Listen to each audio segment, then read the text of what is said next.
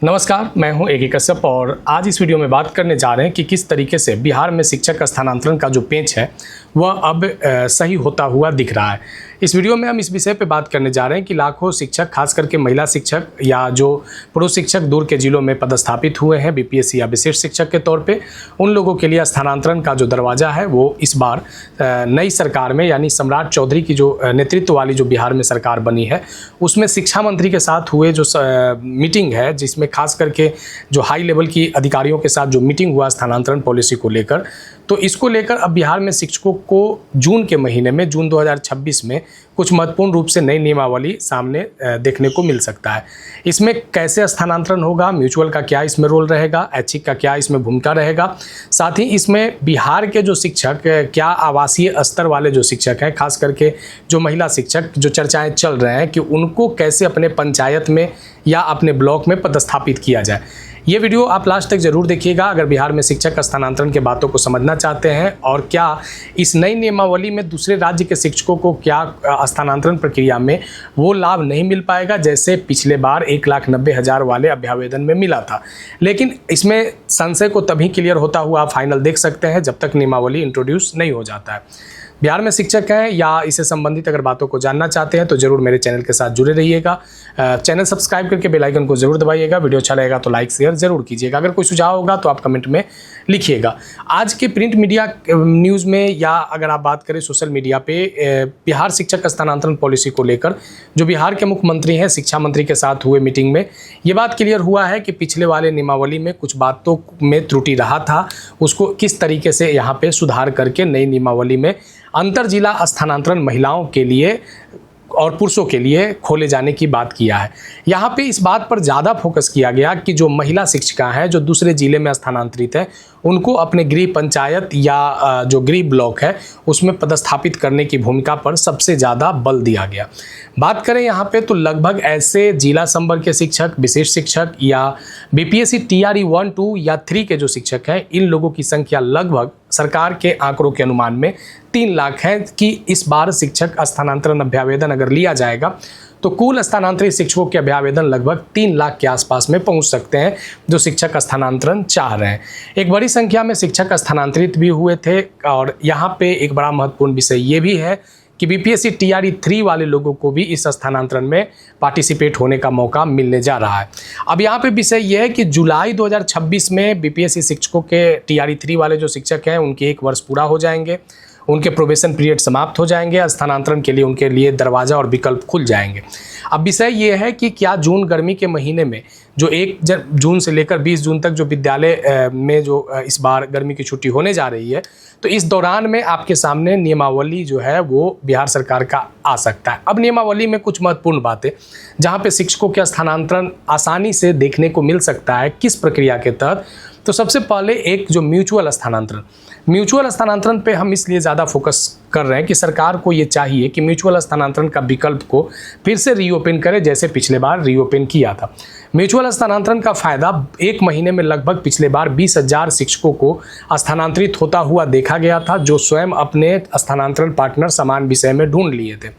Mutual स्थानांतरण से विकल्प खुलने से इससे एक बेनिफिट्स ये होता है कि वैसे महिला या पुरुष शिक्षक जो अपने गृह पंचायत या गृह प्रखंड के आसपास में न भी हो पाता है ऐच्छिक स्थानांतरण में, तो उन्हें म्यूचुअल स्थानांतरण के जरिए वे अपने जो उनके लायक जगह है वहाँ पे वो पदस्थापित हो सकते हैं, स्थानांतरित हो सकते हैं। तो म्यूचुअल स्थानांतरण का विकल्प इस नई नियमावली में बहुत महत्वपूर्ण रूप से रहना चाहिए, जिससे शिक्षकों के स्थानांतरण का विकल्प को एक बहुत महत्वपूर्ण बल मिलेगा। अगर अब आते हैं हम ऐच्छिक स्थानांतरण पे, तो ऐच्छिक स्थानांतरण के विकल्प पर जब पिछले बार आपने देखा होगा कि 4 चरण में ऐच्छिक स्थानांतरण का विकल्प आया था, जिसमें पहले चरण में खास करके जो बीमारी से ग्रसित लोग थे, जिसे आप कह सकते हैं कि विशेष परिस्थितिवश, तो विशेष परिस्थितिवश वाले लोगों को प्रथम चरण में शामिल किया गया था। पति पत्नी के आधार पर द्वितीय चरण में शामिल लोगों को किया गया था। यहाँ तक पिछले बार स्थानांतरण का जो प्रोसेस रहा था काफ़ी तीव्र चला था,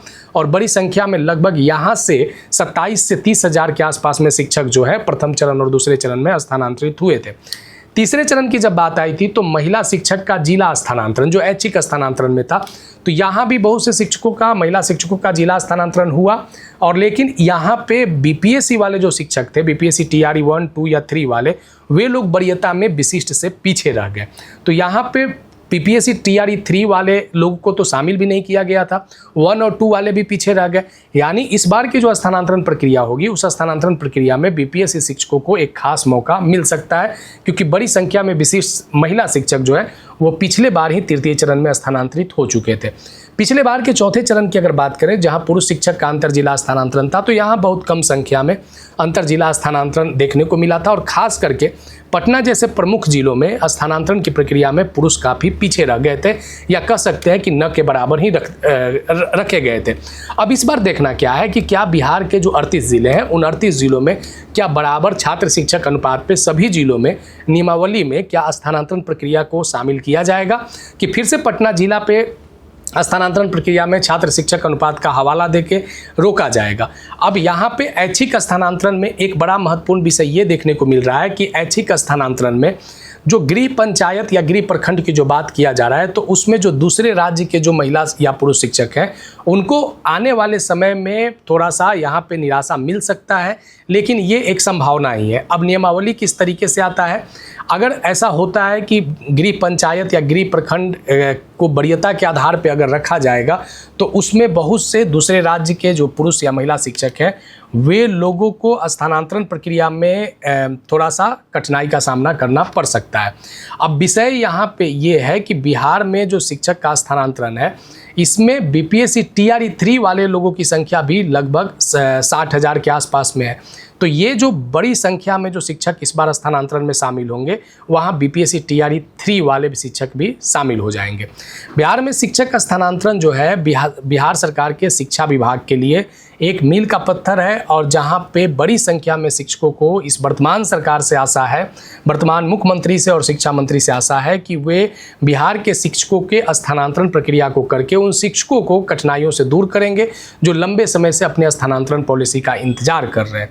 यहाँ पे एक विषय ये भी है कि क्या यहाँ पे प्रशासनिक दृष्टिकोण से भी नियमावली में स्थानांतरण प्रक्रिया को लाया जाएगा, क्योंकि पिछले बार कुछ ऐसे शिक्षक थे जो प्रशासनिक दृष्टिकोण के आधार पे भी विभाग जो है उन लोगों को स्थानांतरण किया था। तो यहाँ पे 3-4 ऐसे पॉइंट हैं जिसके आधार पे शिक्षकों के स्थानांतरण प्रक्रिया में म्यूचुअल स्थानांतरण, ऐच्छिक स्थानांतरण, प्रशासनिक दृष्टिकोण का स्थानांतरण, ये आने वाले समय में बिहार में अंतर जिला महिला स्थानांतरण या पुरुष का स्थानांतरण के विकल्प को एक नया बल दे सकता है, एक नई संभावनाओं को दे सकता है।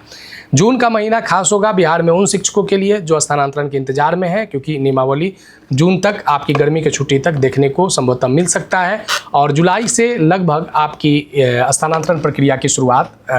की जो तैयारी है वो आने वाले समय में देखने को मिलेगा, क्योंकि बीपीएससी टीआरई 3 वाले लोगों का प्रोबेशन पीरियड जुलाई में समाप्त हो रहा है। बड़ी संख्या में शिक्षकों के अभ्यावेदन प्राप्त होंगे, इस बात से इनकार नहीं किया जा सकता है। और किस तरीके से इस बार इस नियमावली के आधार पर एक बड़ी संख्या में शिक्षकों को संतुष्टि मिल पाता है, उनको स्थानांतरण हो पाता है, या पिछले बार के तुलना में भी एक बड़ी संख्या में लगभग तृतीय या चौथे चरण की बात करें तो लगभग 20,000 से अधिक शिक्षक जो है वो उस प्रक्रिया में ही वंचित रह गए थे जहां पे उनकी स्थानांतरण नहीं हुई थी। आने वाले समय में बिहार शिक्षक स्थानांतरण से अगर कोई महत्वपूर्ण बातें आएंगे तो जरूर आपके सामने रखेंगे। बहुत जल्द आपके सामने स्थानांतरण पॉलिसी बिहार सरकार ला सकती है, और इस चीज़ का इस बार इंतजार आपको करना होगा कि जून जुलाई के महीने स्थानांतरण को लेकर बड़ा तोहफा हो सकता है शिक्षा विभाग का। तो नए जुड़े हैं तो जरूर सब्सक्राइब करके बेल आइकन को दबा दीजिएगा। वीडियो अच्छा लगेगा तो लाइक शेयर जरूर कीजिएगा। कोई सुझाव होगा तो आप कमेंट में लिखिएगा। मिलेंगे आगे नेक्स्ट वीडियो नेक्स्ट टॉपिक में। धन्यवाद।